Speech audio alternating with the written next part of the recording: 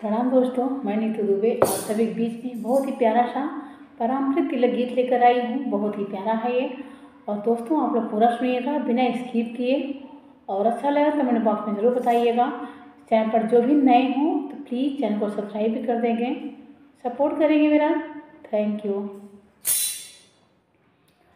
आजो तिलक के चढ़ई रघुनंदन के, आजो तिलक के चढ़ई रघुनंदन के, रघुनंदन के, रघुनंदन के, रघुनंदन के, रघुनंदन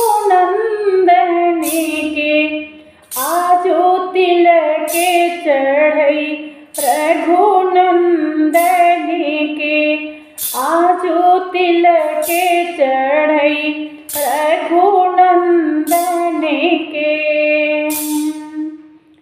चारों कुंवर बैठे हैं छवि चहरते, चारों कुंवर बैठे हैं छवि चहरते, चारों कुंवर बैठे हैं छवि चहरते, होते सुमंगल यही क्षण के, होते सुमंगल यही क्षण के, आजो तिलक के चढ़ई रघुनंदन के, आजो तिलक के चढ़ई रघुनंदन के, रघुनंदन के, रघुनंदन के, आजो तिलक के चढ़ई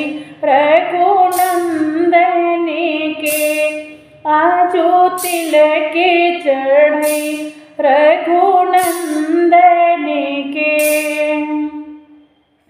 पीते जनेऊ पीतांबर धोती, पीते जनेऊ पीतांबर धोती, पीते जनेऊ पीतांबर धोती, पहिरावे सब लालन के, पहिरावल सब लालन के, हे आजो तिलक के चढ़ई रघुनंदन के, आजो तिलक के चढ़ई रघुनंदन के, रघुनंदन के, रघुनंदन के, रघुनंदन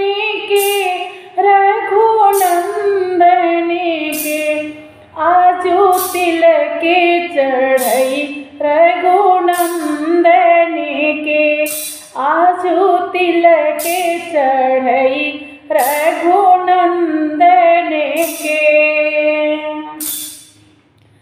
नरियर पाने हरदि दुबे दुधवा, नरियर पाने हरदि दही दुरवा, नरियर पाने हरदि दही दुरवा, दबे भरल कर कांजन में, दबे भरल कर कांजन में, हे आजो तिलक के चढ़ई रघुनंदन के, आजो तिलक के चढ़ई रघुनंदन के, रघुनंदन के, रघुनंदन के, रघुनंदन के,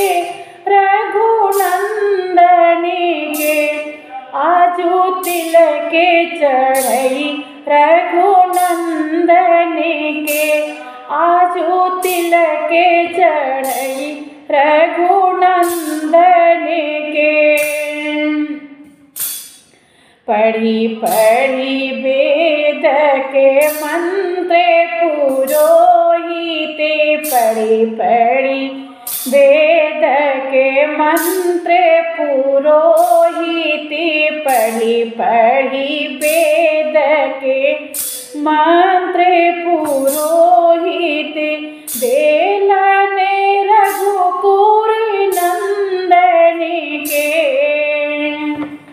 देलने रघुकुल नंदन के, हे आजू तिलक चढ़ई रघुनंदन के, आजू तिलक चढ़ई रघुनंदन के। राजा जनक शुभे तिलक चढ़ावई, राजा जनक शुभे तिलक चढ़ावई, राजा जनक शुभे तिलक चढ़ावई, रचि रचि दशरथ नंदन के, रचि रचि दशरथ नंदन के, हे आजू तिलक चढ़ई रघुनंदन के, आजू तिलक चढ़ई रघुनंदन के, आजू तिलक चढ़ई रघुनंदन के। Thank you.